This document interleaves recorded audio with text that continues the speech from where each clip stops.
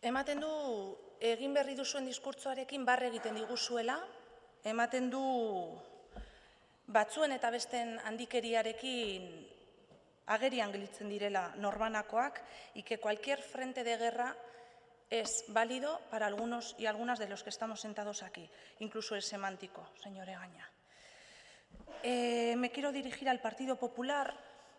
Ustedes ya han dicho que no permitirían ninguna broma en base o alrededor de la unidad de España, que hablar de presos políticos puede llevar incluso a ilegalizaciones de partidos, que hablar de muertes políticas puede ser incurrir en un delito y un largo etc. ¿Quiénes amenazan entonces con ilegalizaciones? ¿Quiénes miden y graban cada una de las palabras para poder coartar la libertad de expresión? Ustedes no son la democracia. No vayan de abanderados de nada porque ustedes no son la democracia, señora Martínez. Y no por ser tan contundente va a tener más razón. Hay ejemplos para todos los gustos y todos los sabores. Partido Nacionalista Vasco. El señor Eguíbar, siendo portavoz del PNV, dijo, y vuelvo a leer, literal, la dispersión es ilegal y los encarcelados por su relación con ETA son presos políticos. Señor Eguíbar. El señor Atutxa, aunque parezca mentira, sí también, el señor Atutxa hizo unas declaraciones similares vista la retroactividad del castigo de las acciones punitivas. ¿Serán imputados el señor Atutxa y el señor Eguíbar? ¿Amenazará el señor Urquijo con ilegalizar el PNV? Seguramente no, después de lo que ha dicho hoy la señora Bilbao.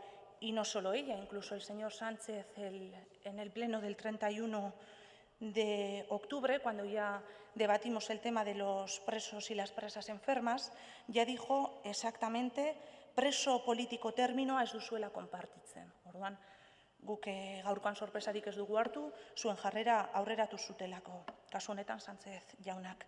Noski bigarren txandan esan zenuen, beti egiten duzuen bezala, bigarren txanda erabili, guk erantzun ezin izateko. Eta gugandik apur bat bereizteko. Gaur egingo duzuen bezala, badakigulako danok zer gertatzen ari den parlamentuan.